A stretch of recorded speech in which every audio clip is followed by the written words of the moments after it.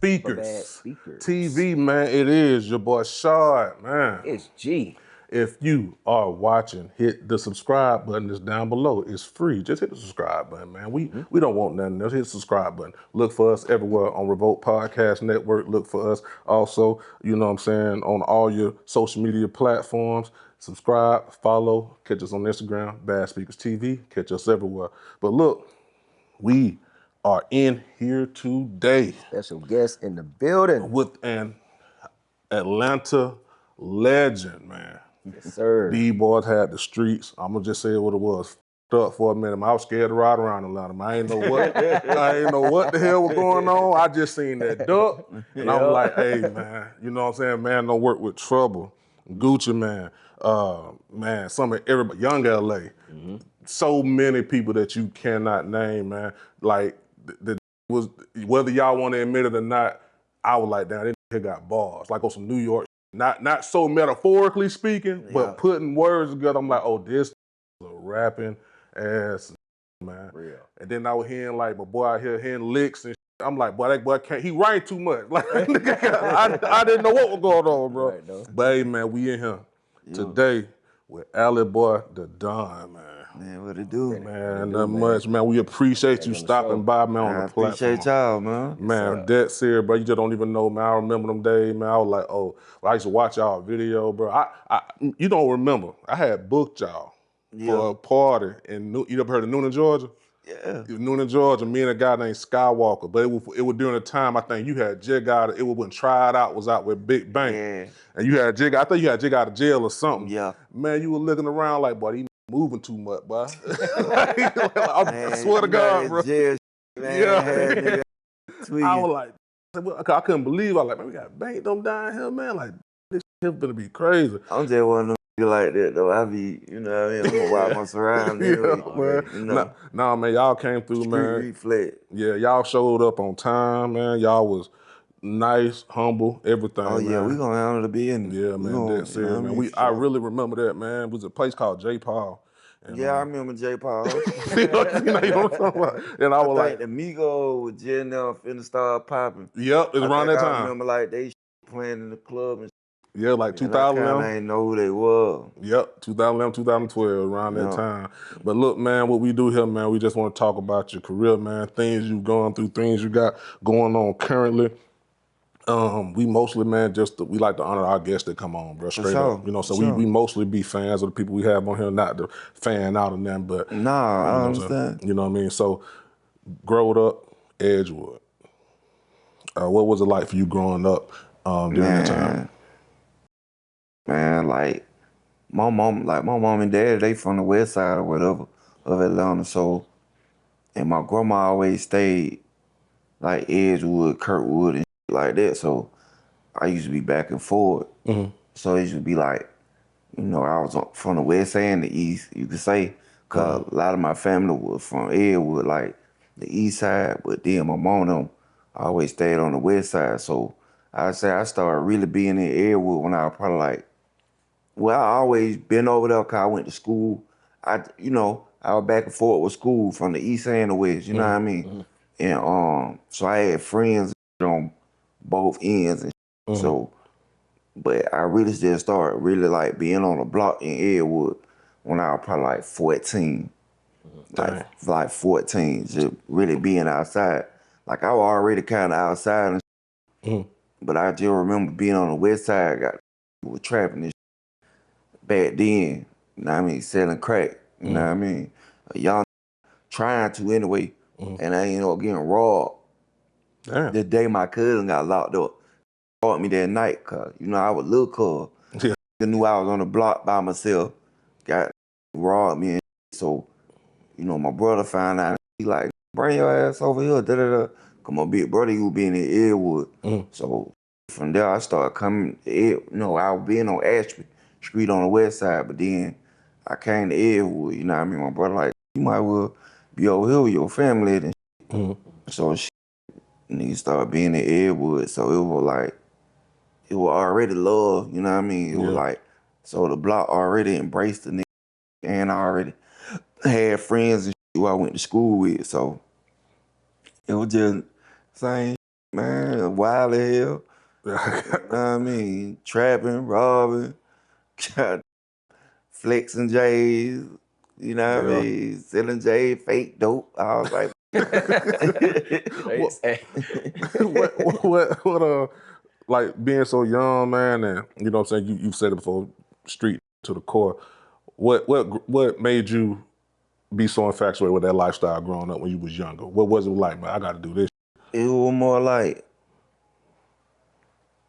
they who had the money, you know what I mean? Like, it ain't like how shit is now. Really be in touch with these artists. You can just pull up your Instagram and see them and woodoo. It wasn't like that. So, like, artists and that dream was kind of far-fetched, like, far with the music and shit. But these dope boys, they right here. They having the money, they having the little fine cars. Like, we seeing it hands-on. Yep. You know what I mean? And then, like, my mom and dad was on dope while I was young. So, we always seen this shit, and we seen the good and the bad side to this. So, like, I ain't gonna say we're forced to the street because I did have my family, you know what I mean? Even though my mom and dad was on drugs, I still had my grandma and them and shit, you know?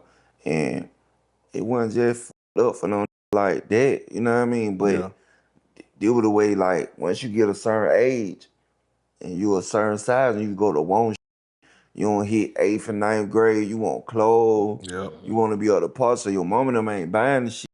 Somebody else mom and them who ain't, you know what I mean? Yeah. So that really, the money started drawing, like, man, I want some money. And it was so easy to get because my uncles and smoked dope. You know what I mean? The ladies who walking around, we call auntie and they smoke dope. So we already kind of in the mix with these folks. So by me getting a bomb and getting some dope, I used to take my shoe money. My grandma might give me $50, $60. Got supposed to go get some shoes. Yeah. I buy a $50 slab of hard, cut that bitch up, you know what I mean? Yeah. Make me 100 and something. Yeah. You know what I mean? Like, so that was the real kickoff, you know what I mean? Really serving my uncle, and, you know what I mean? Serving my uncle and really just trying to get some money, you know? My dad, he was on drugs, but he always kept a job. You wouldn't even know from looking at him and you know what I mean?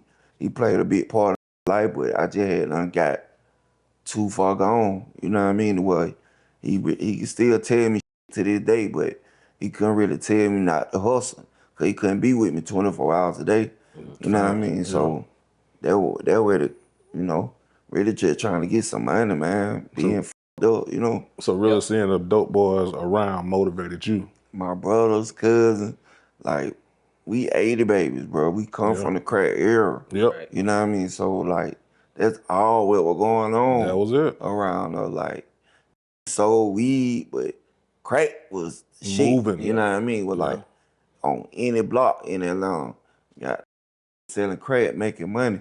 Then you see who a year or two older than you, who been out there a little longer, like, they up. Yeah. Fresh as fuck every day, bankroll, you know what I mean? So it's so close, you like, oh yeah, I can do that too.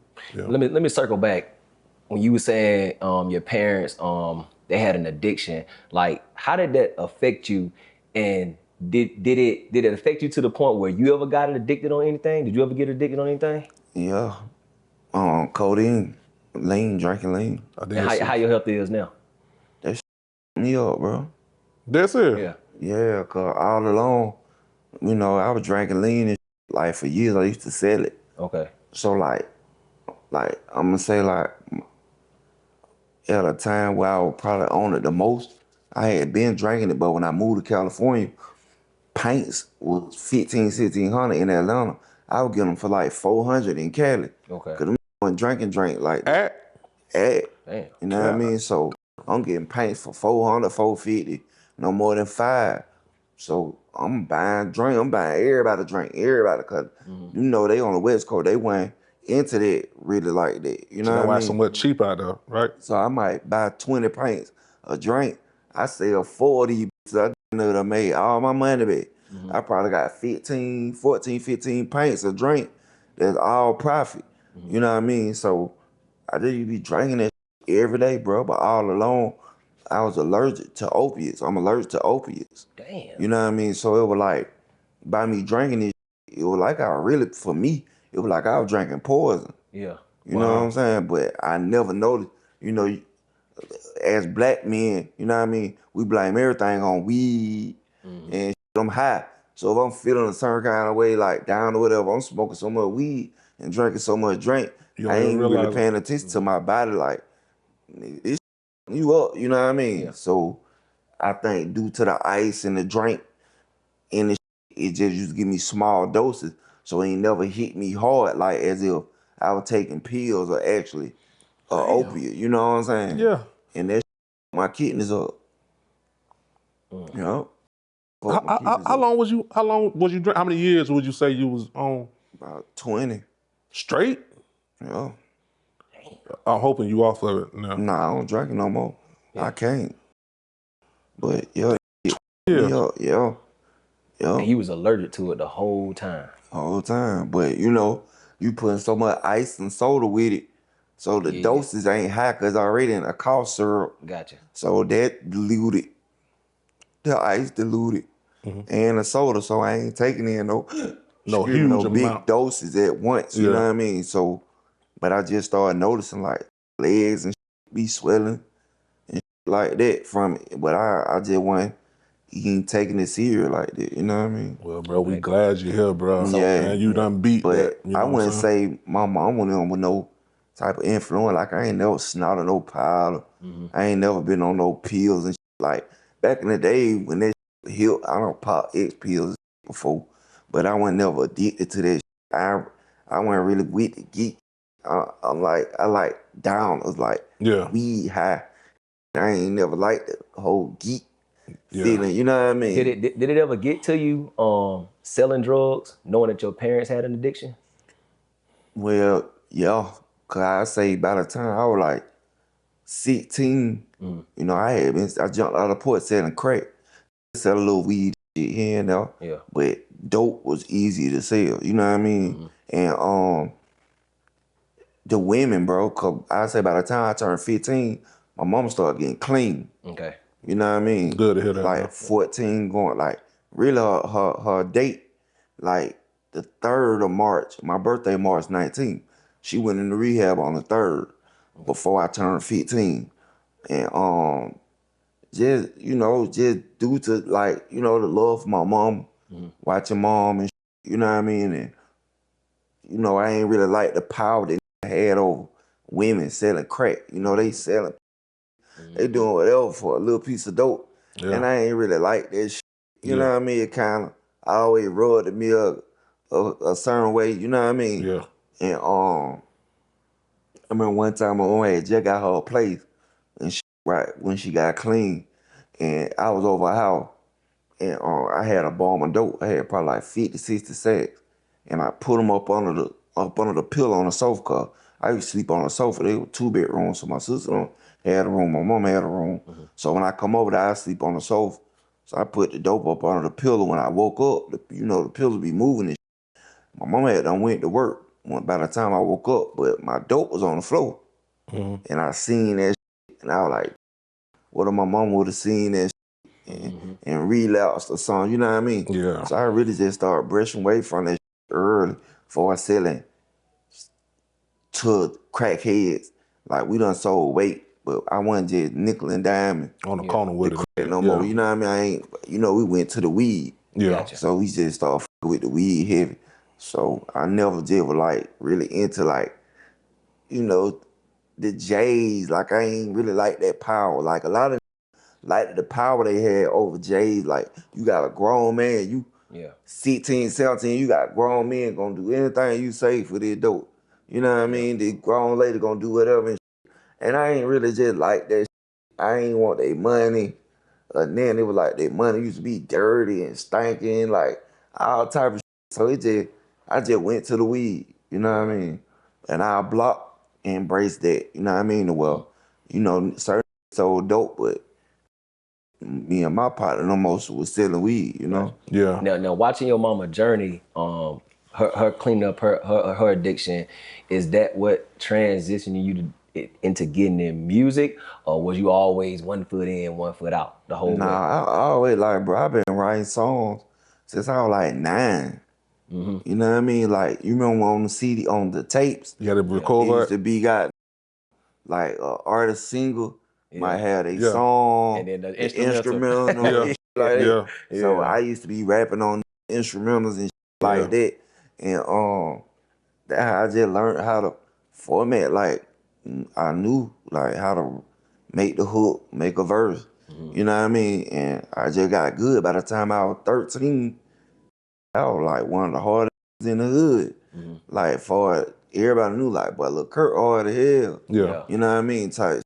So you was in the street, but in your spare time, you was just sitting down writing rhymes and shit like Yeah, that. cause my brother, he used to rap, and one of my first cousins, he dead now, Young Sean, R.I.P. Young Sean, and that like popped to me, like he was just raw, you know, and around the hood, he had been dropping little independent tapes and shit, so the hood was on him hard, and you know, he really like my brother, cause my first cousin, mama died when he was young, Yeah. so he was always with us, you know what I mean? So just being around him, learning, taking up after with him. So by the time I was 13, I was just as hard as him. You know what I mean? Even though he was harder, cause he could talk about more, but Yeah. for me to be my age, like, Oh, bro. Yeah. bro, hard, you know. Who you know, just like who was one of your favorite artists that that influenced you to start rapping? Like who did you felt like growing up when you was a kid? Like, oh, this who I aspire to be like. Was it anybody in particular? Yeah, but it was like a fruit artist, cause they were from different regions and shit. Like Pac, I always wanted to give off like the feel Pac give, like them chill bumps, that feeling. I ain't want to rap like them, Yeah. but I wanted that aura. You know what Yeah. I mean? Message, yeah. 8 Ball, MJG. They were hard. Got do y'all remember Mr. Cool from Atlanta? It's cool. Yeah, that song I'm a born threat. Yeah. Okay. Yeah. See, Cool on some of the first to put me in the studio when I was like 11 and 12. Oh, I was in man. the studio with them, and Cool, he just so talented. You know what I mean? And I just looked up to him. He was raw. So him, you know, I'm a fan of music, so I was able to take West Coast vibe, down South vibe. You did. You know what I mean? Up north, like I liked it. A lot of artists. You know what I mean? So you rapping, you done 13, you done start getting, you know what I'm saying, knowing how to format your bars and stuff like that. When did you start seeing the music become serious? Like, okay, now it's time for this shit. Like, let's do this shit for real. All right, so I got a cousin named Julio. He from Miami, and he started a record label. We were probably like 15 and so, you know what I mean? He started a record label called Big South. He already had some other artists and producers and shit, but we were like the youngest one, me and one of my other cousins named Colin.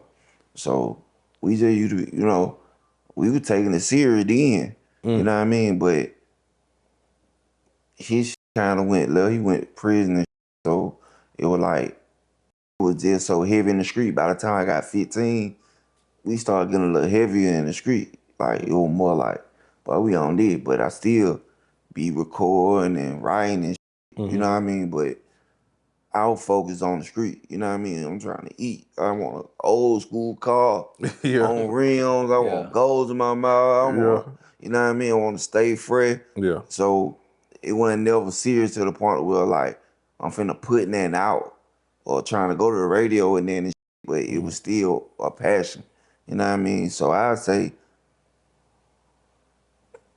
man, I say the second time I got out of prison, I was probably like 24, some shit like that.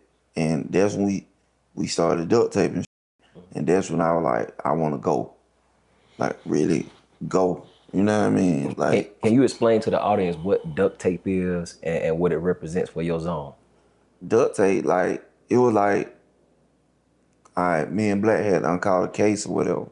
Now, you know, going to prison and you know, I tried to clear Black 'cause I knew I was already going to prison. So I tried to just take all the charges and you know what I mean? Like, I took the charges, but they still wanted him because they was just on him. So he ended up still getting some probation and on some lesser charges, but I went to prison for the pistols and the weed, the pounds and that was in the house. But I already had an open case.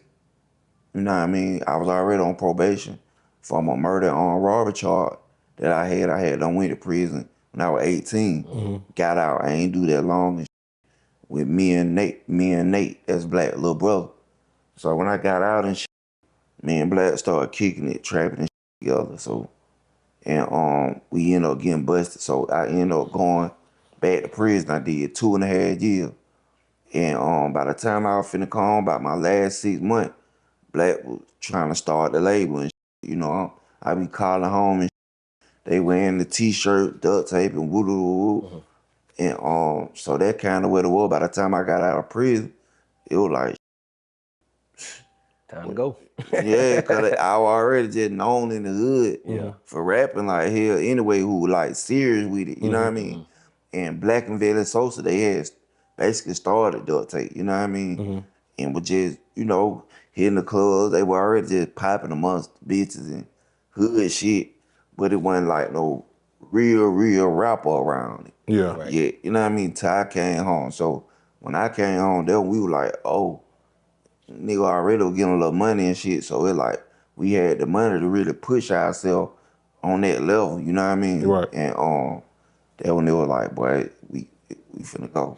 Yeah, because it seemed like soon as you, it was like you were the first flagship of the record label, because they were pushing you hard from Yeah, the that's what jump. it was about. Like Yeah, the house was on me. You know what I mean? It was like shit, Allie. Then this before trouble with us, you know what I mean? yeah, I remember he came later on. So it was like shit, we putting the house on, bro. You know what I mean? So it was like really on me, like when everything else gonna come behind what I'm doing, you know what I mean? What we doing, but Alley Project gonna open the door, you know what I'm saying? So that kind of what it was. But Duct Tape, like, it's so branded in our hood. It's down there, you saying Duct Tape down there, like saying Edgewood, where we from. Right. Yeah. Cause you know the whole hood was Duct Tape, you know what I mean? Yeah. So Yeah. it was like, hell yeah. So that shit more than a label to me. You said that they put the whole house on you. Now you younger, so I don't know if you was thinking like this then. Did you feel like it was pressure when you was basically the flagship at the time? Nah, No, it wasn't no pressure. Yeah. I wanted it that bad. Yeah. I was hungry, you know. I've been knowing Gucci since we were like 17 and shit. Damn. So watching him do his shit, and you know what I mean, like, boy, you know, I think like that. You can do it, I can do it. Yeah. You know what I mean? Two-part question real quick. How did you meet? How did you and Black form a relationship? I know y'all from the same hood, but like, I think he a little older than you. How did y'all form a relationship? And you and Gucci, how did y'all end up meeting? I know y'all both was on 6, but I'm just saying in general, like running into each other. Well, Black little brother named Nate, that was my best friend growing up. So I've been around him since I was like 8 years old. Okay, gotcha. You know what I mean? Gotcha. So, yeah, you know, like that. Makes But sense. Nate ended up, from the murder charge that we caught, Nate ended up getting 13 years. You know what I mean? And I kind of walked, you know? And that what kind of made me and Black bond a little more, even though he was older than me, but it like, shit, I'm his little brother, best friend, you know what I mean? Yeah. And I'm doing the music shit, so it just, you know, like, it was like a brother thing, you know what I mean? So, Gucci from Sun Valley, I had a little bitch I was going with at the time. I don't call no bitch. The chick I was fucking with at the time, she was a little older than me. I was probably like 17. Yeah. She was probably like 24. You know what I mean? And she moved from Edgewood, like, cause I met her, we was staying in Edgewood. We was staying together, then we ended up moving to Sun Valley. And I met Gucci through a nigga I used to be getting weed and shit from, another cool nigga from that area. And I met Gucci like that, you know what I mean? Yeah. And so from there, we always just knew of each other and shit, you know? That's how I knew you was finna take. I mean, you go check out after this, G. That's how I knew y'all finna take out, bro.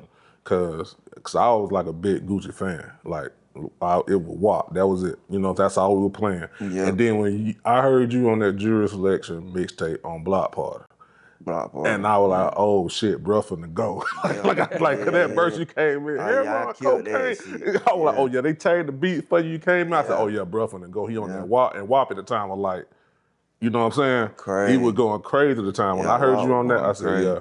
Did you ever feel any pressure like from Zone 6? Because you know you got Edgewood, Kirkwood, you're gonna go all the way down through Moreland, Punts. We can even say Flat Shows, Cantler, but you got the Shawty Low, the D4L, got Gucci. For me, bro, on some real nigga shit, I ain't too many niggas who can ball for ball with me, bro.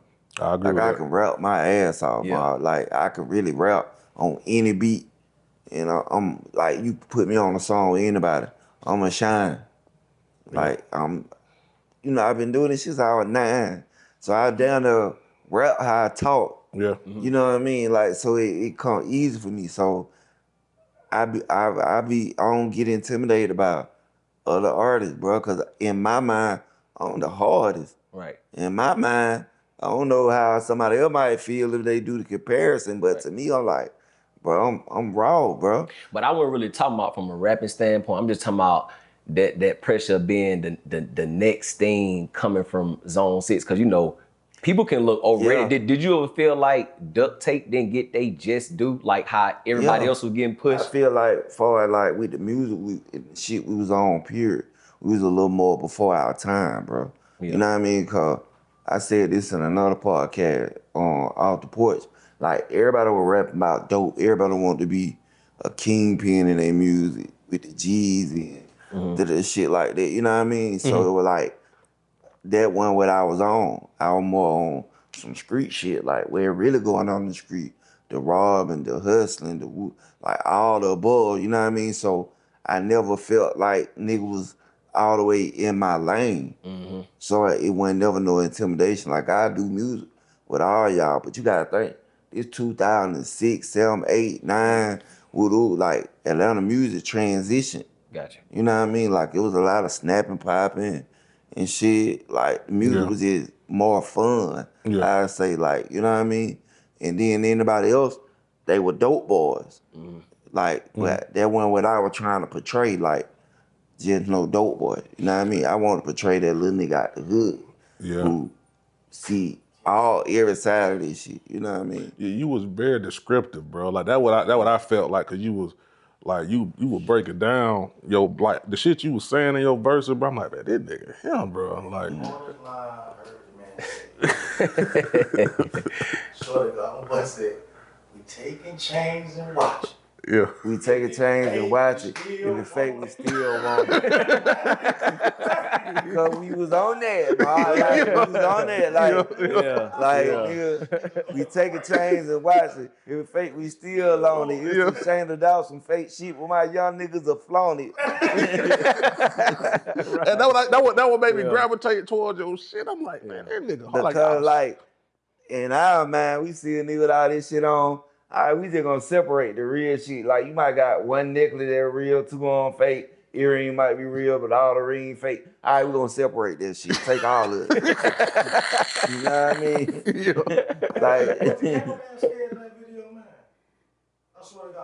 mean? Nah, because that was my little partner who shot the video. I said But I shot that video in Montgomery, Alabama, down there in Ridgecrest, with El Dorado Red. Walker all over there.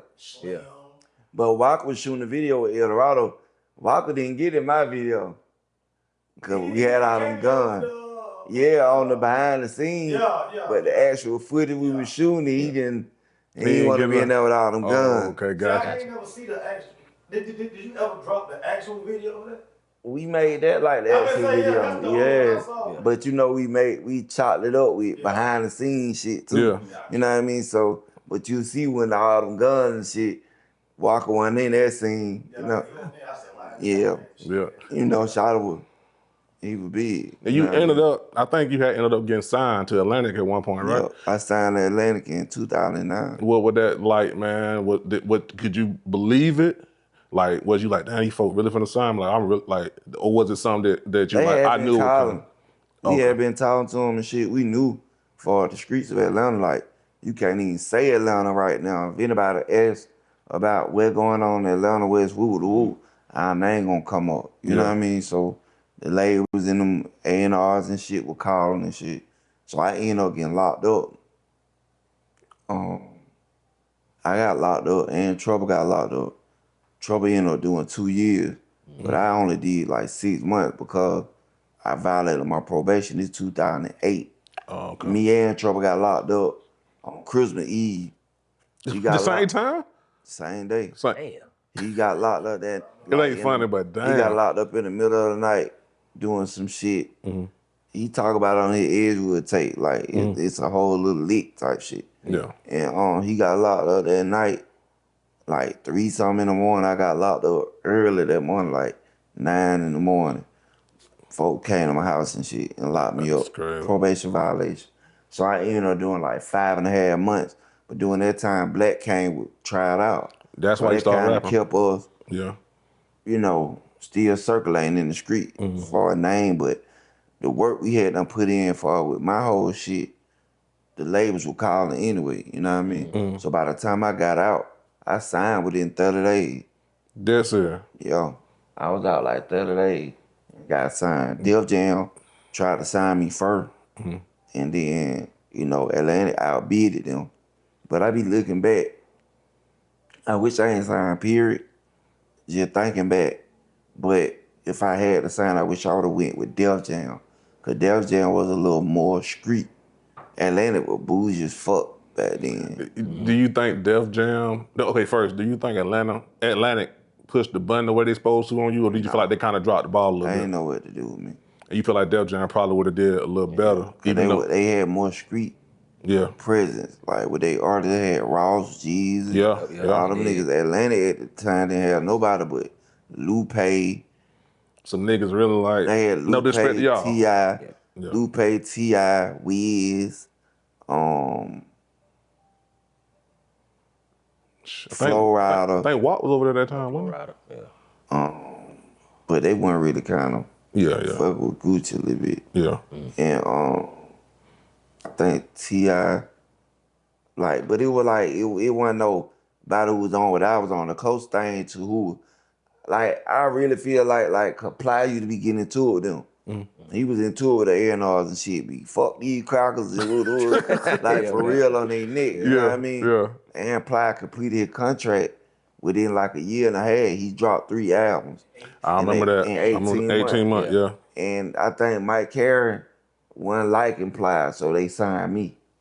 You know what I mean? But there was a time when everybody was doing all the crossover songs and shit.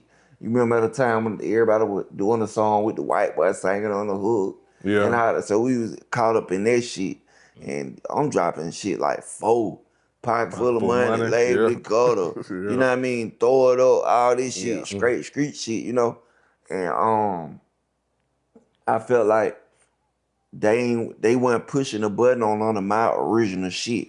They wanted to push a button on shit where one of their writers wrote the hook and one of their producers did the beat. You know what I mean? Like, bro, I had Metro Boomin.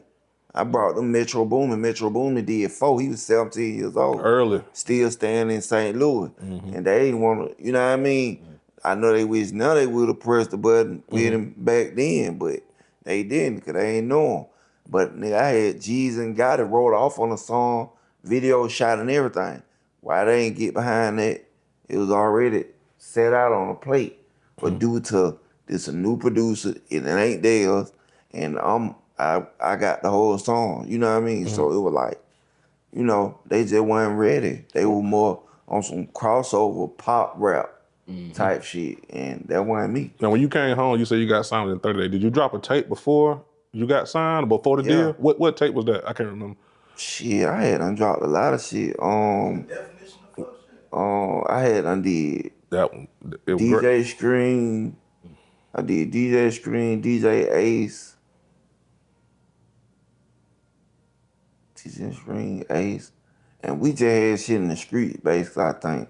But when I got signed, that when I dropped Definition of Fuck shit. Yeah. 1. You know what I mean? That was like my first internet push. Yeah. Cause before then, I ain't had no internet presence at all. So I did definition of fuck shit one. That when shit was like, oh, okay. You know what I mean? But the good thing, they ain't getting in the way of me dropping. Cause I had a 50-50 joint venture, so they ain't getting in the way of where we were doing it as far as us independently. And I still own my music to this day behind it. So everything I put out, they wasn't standing behind. I ain't do it at their studios and that like that. So that's still all me.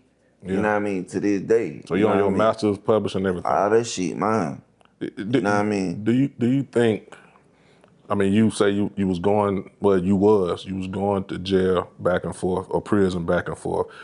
Like, do you think that kind of stunted your growth as an artist a little bit, looking back on it?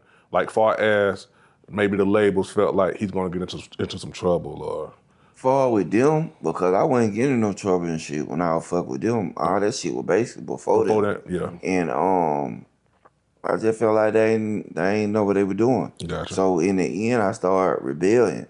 You know what I mean? Rebelling against that shit. Like, man, I'm doing my mixtape shit. I'm on this, woo-woo. Cause y'all, what y'all doing, y'all holding me up from dropping. And I done peep what y'all on. Far as the way we drop and what songs y'all standing behind. I ain't got no really creative control over what I'm putting out. You know what I mean? Other than my mixtape shit. So I'm like, if that's the way it's gonna be, I might well be fucking independent. You know what I mean? Yeah. So I started fighting to get out the contract. And it was easy for me to get out the contract because I never was spending their money.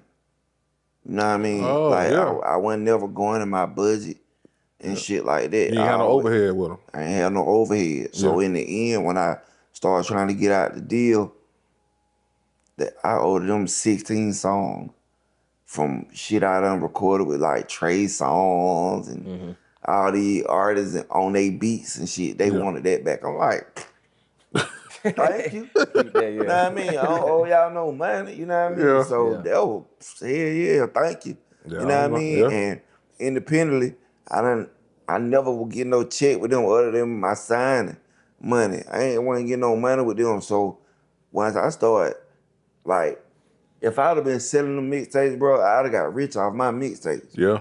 You know what I mean? But we were so focused in on them and letting them move, we were just putting the mixtapes out for free. Yeah. You know what I mean? But these motherfuckers having millions of views and screens and shit, you know what I mean? But we weren't selling it.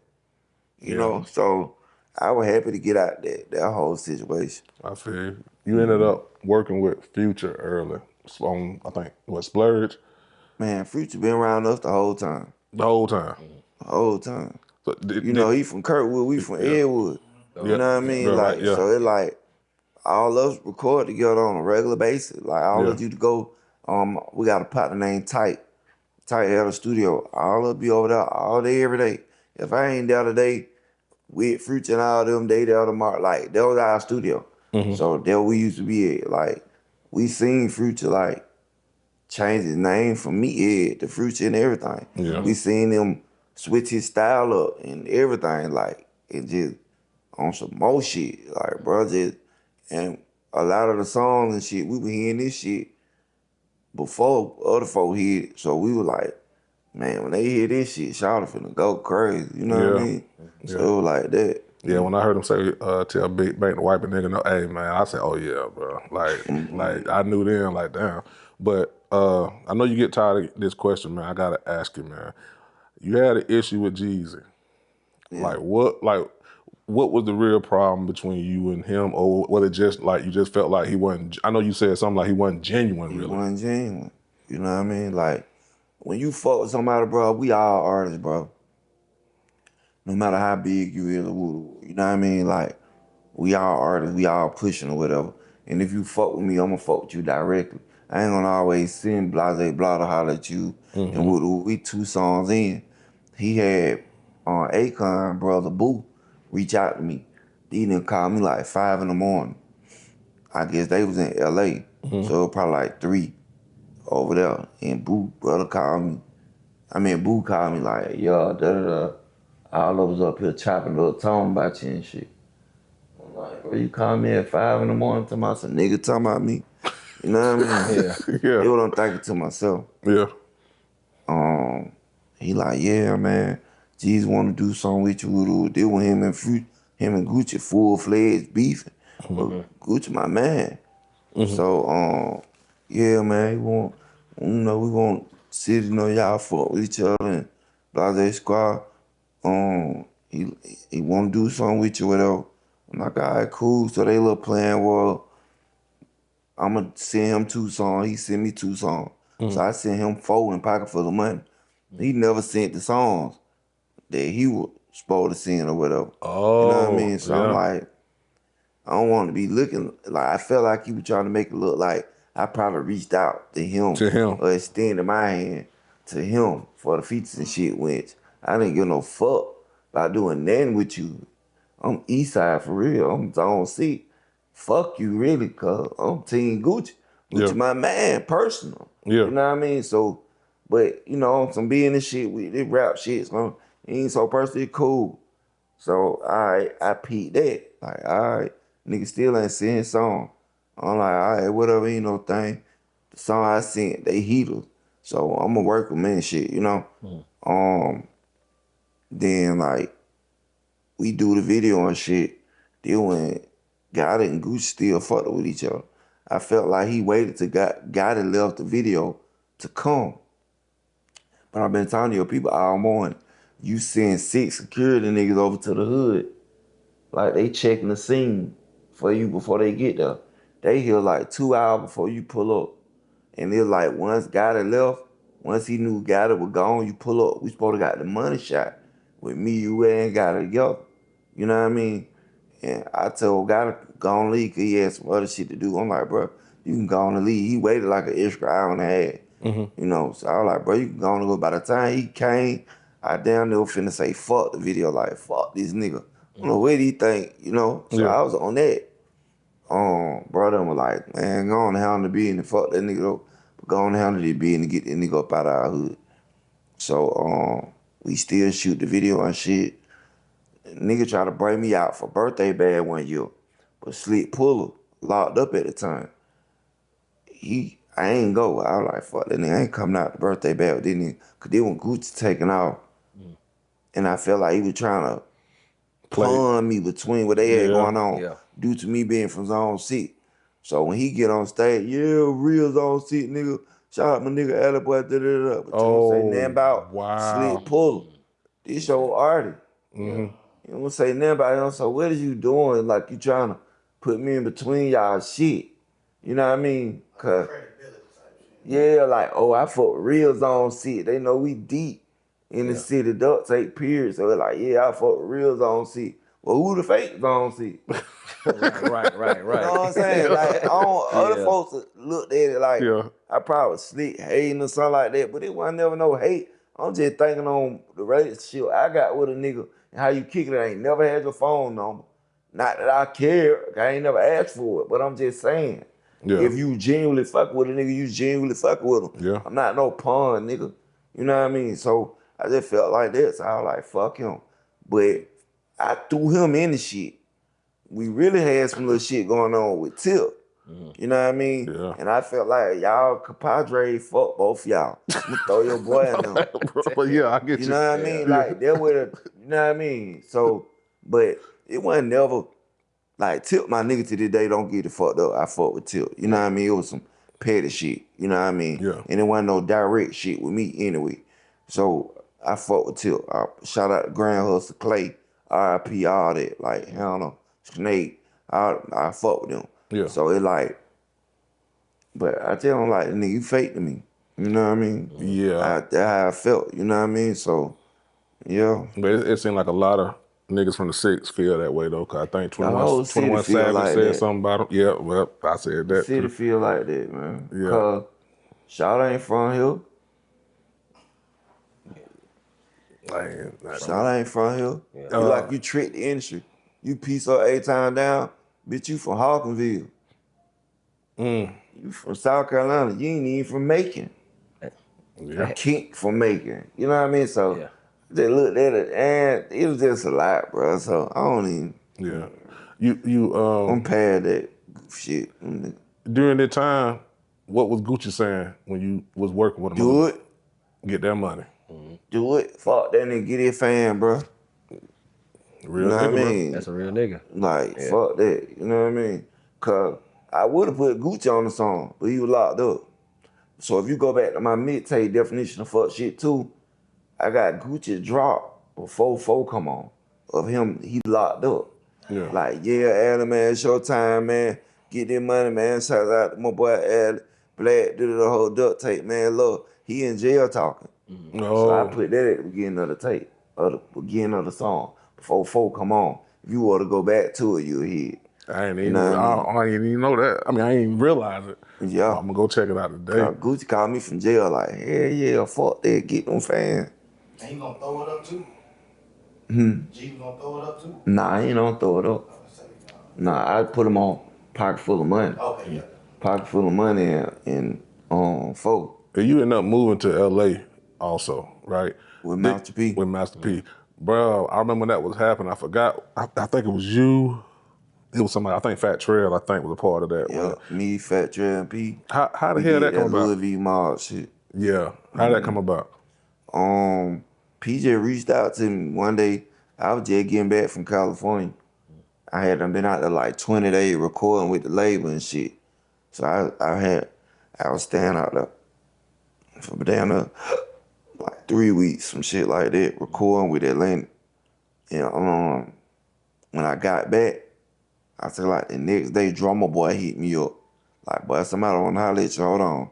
He clicked P and P, what up, nigga? Da-da. I knew who it was soon as I heard his voice. Like, the P, you know what I mean? Like, I was hyped about that. Like, damn, Master P, you know what I mean? Like, fuck the bullshit, this Master P. Yeah, you Master P had shit fucked up, You know nigga. what I mean? So, he just was like, bro, I been hearing about you. I been watching your shit.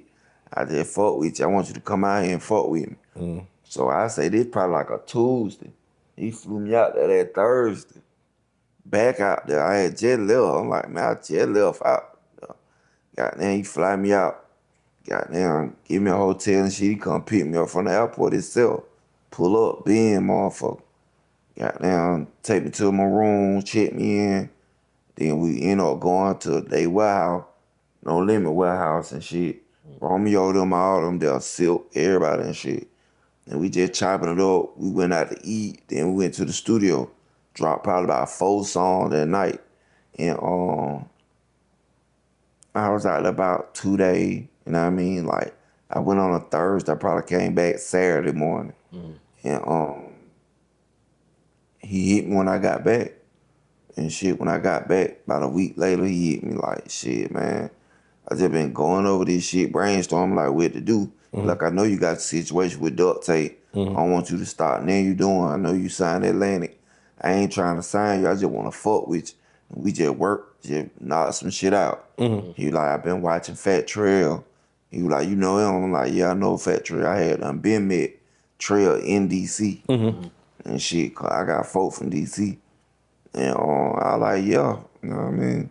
He was like, man, I want to do something with you and him. He was like, man, give me 6 months, man. He was like, move out here. Give me 6 months and let's just work. I was like, I don't really want to leave Atlanta, man. You know what I mean? And he just was like, I just want to fuck with you. I ran it by Black. Black was hype. Black was like, fuck it, do that shit, nigga. Yeah. Shit. Some of my other partners went with it. Yeah. You know what I mean? Yeah. But, they weren't hating on that. They just didn't want me to leave. Oh, no, I hate. I said, yeah, they And probably so, wasn't, you know. I ended up going. That shit turned into down there 5 years.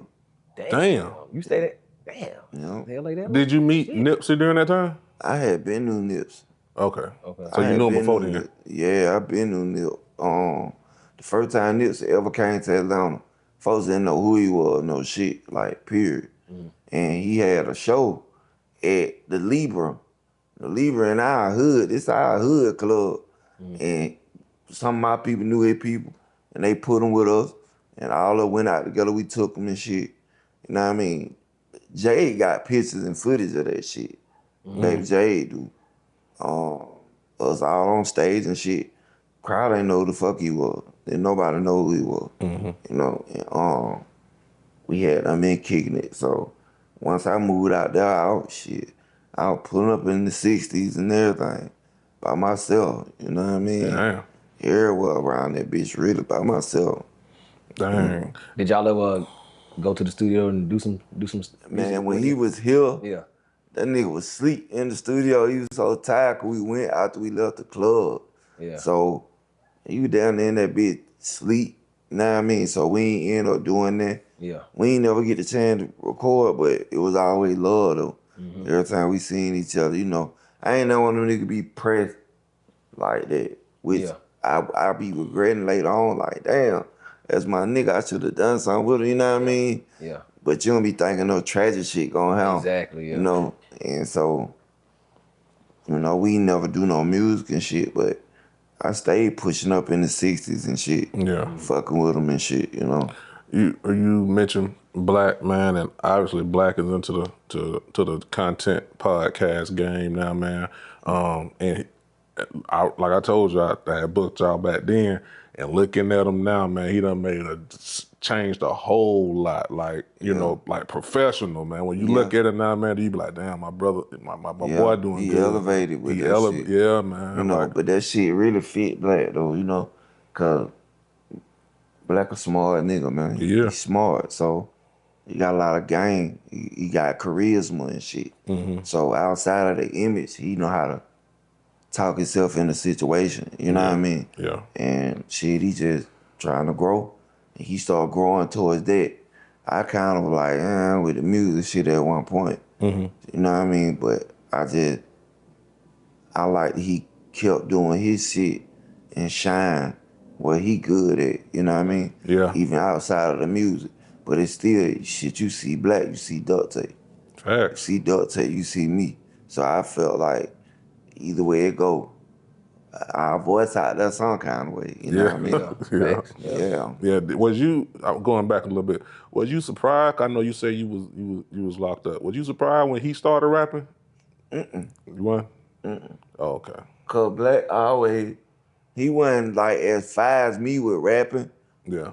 but he always got ideas and shit. Yeah. You know what I mean? So when we be in the studio, he might hear like say this like this or you know what I mean? He just still like be into it enough to where he shoot ideas, but I could articulate that shit to music. Yeah. You know what I mean? Like he can down there throw an ideal out there, and I can come up with some lyrics behind it. You know what I mean? Yeah. So he always had input, and he always used to try. You know what I mean? But when he did try it out, the sound was so different because it was like him kind of singing rapping. You know what I mean? So it was just really different as fuck. You know what I mean? So I wasn't surprised. Yeah, what's up? Got a couple more questions, man. You moved to Denver at one point. Why the hell you moved to Denver for, man? Growing weed. That was it. But I'm saying, like, it ain't. I mean, I get to get your money, but it ain't them like white folks out there. I ain't never been to Denver. Yeah. Damn. It probably 3% Black. I'm about to say that. Look, they're probably the safest place to go to get that bread, because they probably ain't know who the fuck you were. Being around other rich and I wanted motherfuckers, you it probably like that. just I ducked wanted it off. like that because it was like I could move around. I ain't too, just, you know what I mean? Everywhere I go, like, alley. You know what I mean? Did you run into some people that they were like, damn, that Yeah, boy? hell, nigga be shot like fuck. Like, the hell you doing over here? Like, what you think I'm doing over here? You know what I mean? And, But I had this dude, this white boy named Drew, who used to be booking me for shows back in the day. And he had now moved to Denver and was growing in his basement. He reached out to me and he was showing me shit on FaceTime and shit, like showing me his growing shit he had in his basement. Right. And shit, I always sold weed, you know what I mean? So the shit just interesting to me. I started flying up there, working in his garden and shit, just fucking with him. I go up there, stay a couple days, be getting dirty with him. You know what I mean? Just fuck with them plants and shit. He growing weed and shit. You know, we'll trim up some shit, whatever I trim, I bring it back, you know what I mean? And then we came up with a strand named Muppet Babies and shit. And once we did that, I just was seeing how he was doing it in his basement and the amount of money he put in it. I'm like, I could probably go a little further. You know what I mean? I had a little more money than him, so my setup probably can go a little bigger, you know. And then when I start arranging shit for me to move up there, so probably like, I say probably like from when my first time going up there, I say probably like a year and a half later, I moved up there. How long you end up staying in Denver? 4 years. Damn. Ooh, I know you ran up though. Boy. It's so much weed out there and shit now, bro. That shit really kind of dead to me. And then once I learned the ins and outs, like you could put your name on any weed, Yeah, what I like heard whatever too. name you want to put, you know what I mean? So I kind of like all that shit just got kind of a little old to me. Then the numbers on the weed dropped. When I first moved to Denver, pounds were going for 35 to 4,000. I was able to make 90 to 100,000 just out my basement. You know what I mean? A month? Every 2 months. Shit. Boy, Oh, you like running 50 up. a month. Like So it was 50,000. like Damn. out there expenses and shit, I probably see 70. You know what I mean? Still some good damn money, boy. Cause it's like, that's the thing with when you growing the weed and shit, your goal, if you growing great, 2 pounds up on every light. So I had 20 lights in my basement.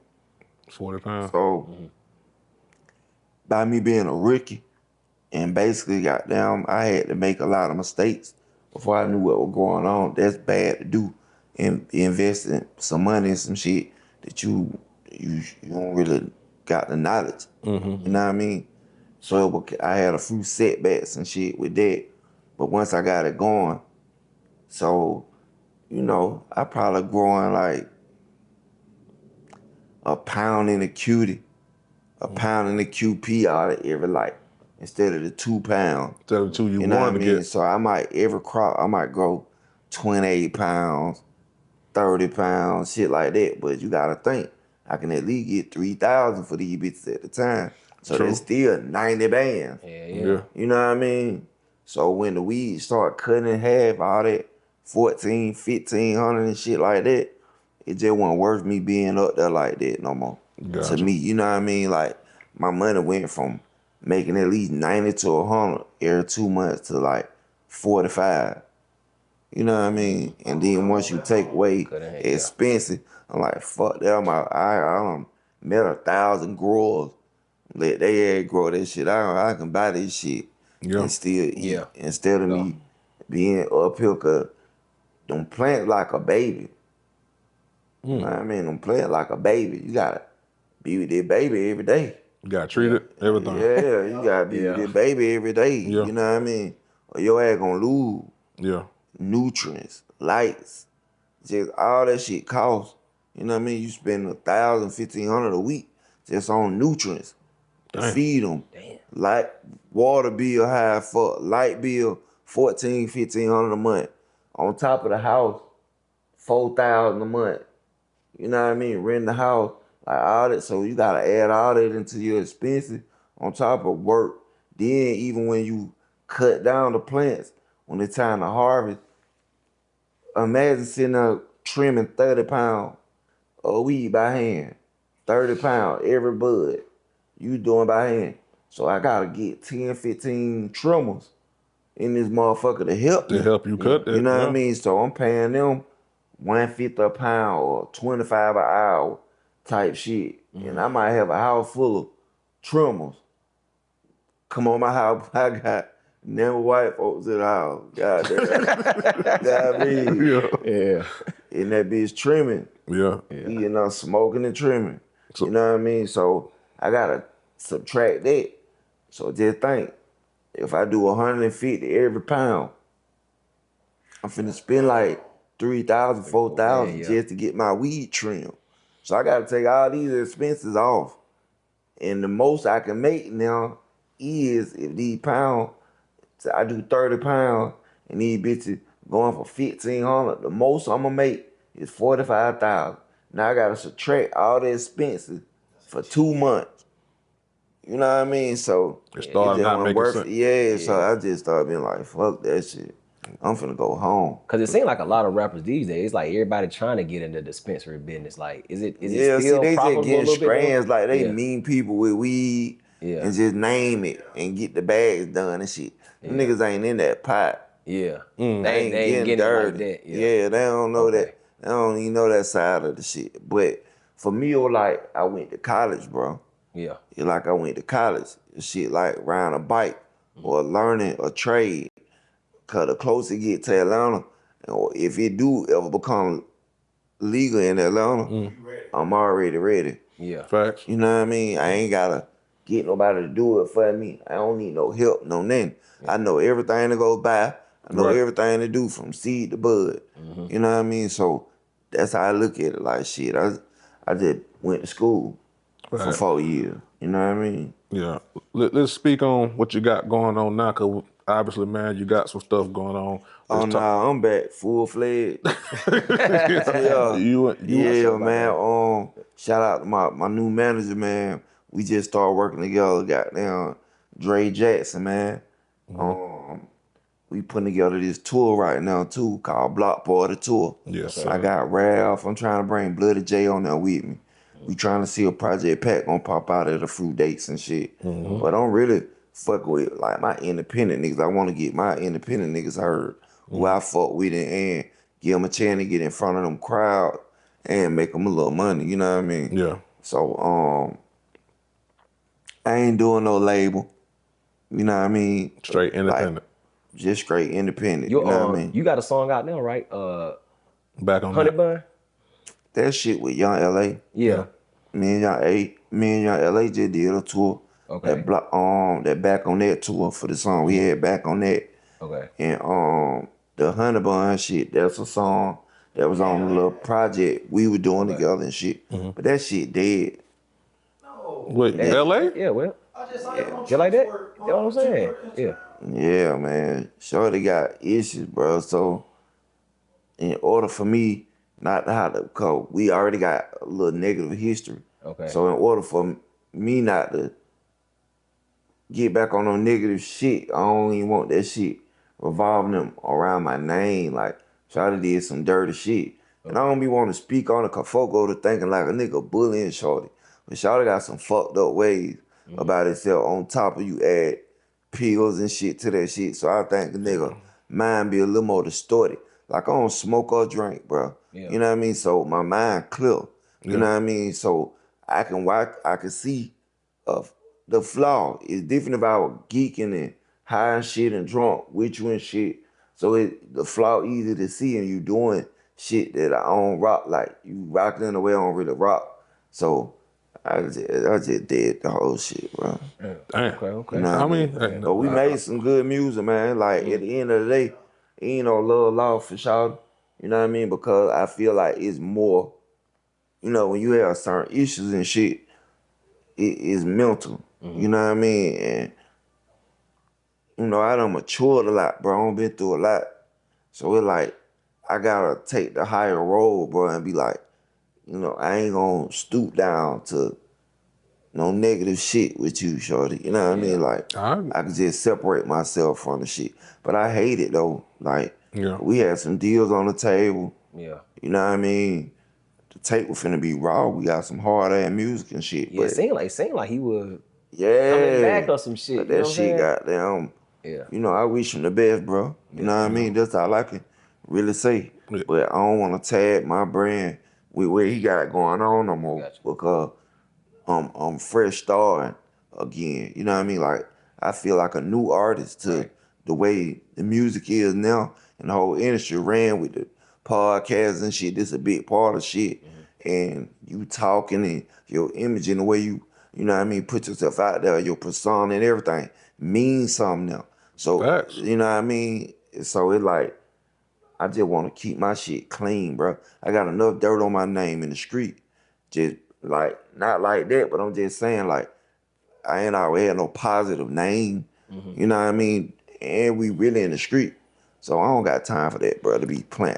I can't mix the two. So you trying to handle your business correctly. Trying to handle my business. Yeah. You know what I mean? Yeah. Nah, I mean, I agree with you, bro. Like, you know, I seen a couple interviews with LA, and I was like, something ain't right. You know what I'm saying? But I mean, I get it. You know what I'm saying? But you know, I wish a nigga the best, bro, man. Do whatever you have to do to win, bro. Yeah. Win, my nigga. Yeah. You just win over there. So would you consider yourself you back hungry with it now? Like, Yeah. you definitely like. I got a new, see, right now, bro, I'm doing it different. My motive different. Like, at first, I just want to be heard. You know what I mean? Like, more than anything, even before money.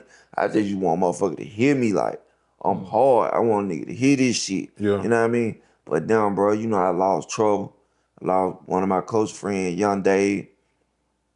So now it's more like, I gotta keep a voice out there for us. You know what I mean? Yeah. Like Black got his shit, how he keeping it out there, and I gotta do my part. You know what I mean? And it like that what I'm on. I'm doing it for a different purpose and shit now, cause I know they up there like, bro, what the fuck you doing? Go.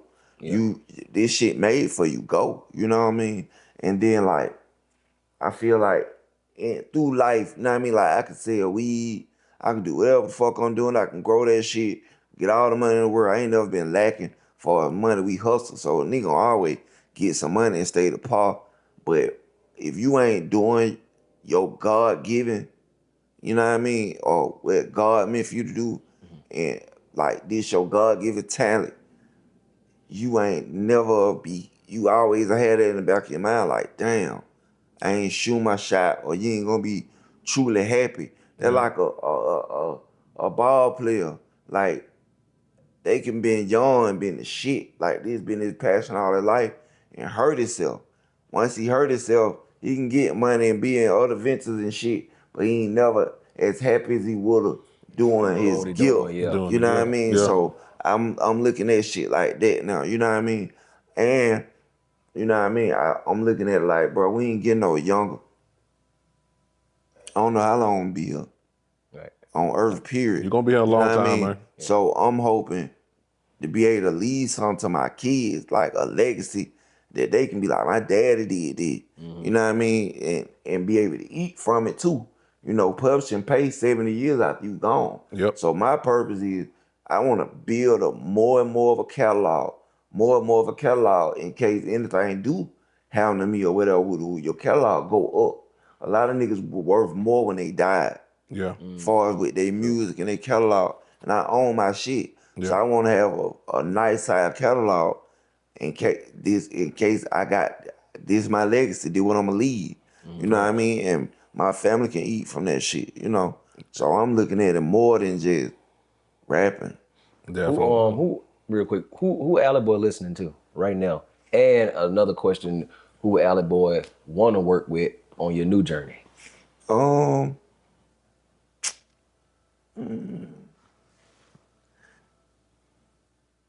I listen to anybody. Yeah. You know what I mean? Like, if they get that aura off to me, I listen to. Cause I like different artists, different way they come. Gotcha. But I listen to beats and shit all day.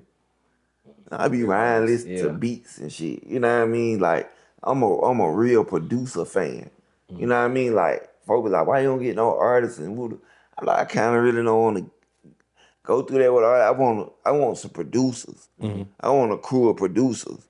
You know what I mean? Like, and put them on because I feel like they lifespan with the music is further than an artist. They can a producer beat. Be here Niggas forever. want beats from Timbaland now. To this day. It's 30 years old and niggas still hype about a Timbaland beat. You know what I mean? So I want to be a part of shit like that. I'm more, driven toward a producer, but I be hearing certain niggas and be like, Go see. Hey, we know. they be Okay, cool. some shit You know out what I here. mean? They be cool. Yeah. But I come from that cloth, bro. And you can't just say anything and make me a fan, bro. You gotta I want feel to it. hear some chill. I want some chill bumps. I want to Yeah. damn near want to do whatever you were talking about in this song, like Yeah. all that type shit. Like I want that Yeah. feel, you know what I mean? Yeah. And artists ain't really putting that. They just making songs. Like I come from where, nigga, like I'm gonna say Pop, Biggie. Like them boys have a song for every Person. Yeah. They got a song for their dead homie. They got a song for mama. They got the girl song. They got a Street raw song. ass street song. Diss song. They got a diss song. They got a robbing song. They got, you know what I mean? And just really hit every aspect without sounding the same. Yeah. You know what I mean? So I still think like that. Like if you listen to my tape, all my tapes like that. That is. Like you can listen to one of my tapes and be like, oh, none of this shit sound the same. You know what I mean? Even all the way down to my beat selection. Yeah. You can't be like, oh, them sound just like this. I ain't got no song sound like Foe. I ain't got no song sound like Throw It Up. I ain't got no song sound like Label the Gutter. You know what I mean? Like, you know, so that's how far I go with it.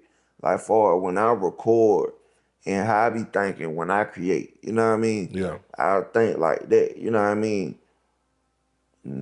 I feel you, man. Well, look, you got the tour coming up.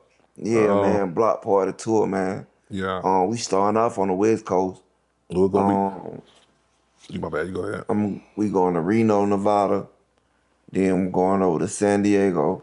I got some shit coming up on the 29th in Edith, Georgia and shit. You know what I mean? Like, we just working. We trying to close these dates up. Okay. You know what I mean? Because I feel like the whole Block Party Tour, I just want to really be able to shed some light on some artists and shit. But, like, when you say who I'm listening to, they not known like that. Like, I've been listening to trouble artists, Thug Life, MMB. Shawty raw as fuck. Like, Shawty just... I hear so much of Trouble in Shawty, and like he's just raw as fuck. Like he get it, he got it. You know what I mean? So I've been listening to Shawty. But other than that, I be listening to everybody. I be checking niggas out. But Shawty about the only nigga I done heard in a minute who just put some chill bumps on me. I feel you. You know what I mean? I feel you. Well, look, man, we appreciate you. Appreciate you, bro. Coming through, talk with us, man, telling us your story, your life. We look forward to everything you coming out with, man, because I don't know if you can tell, bro, we genuinely fans of yours. Yeah, man, I appreciate that, bro, for real. I mean? So we looking forward to it. If you watch and subscribe, we are Bad Speakers TV. It's your boy Shad. It's G. And Cup in the background. And Alley Boy. Yes, sir.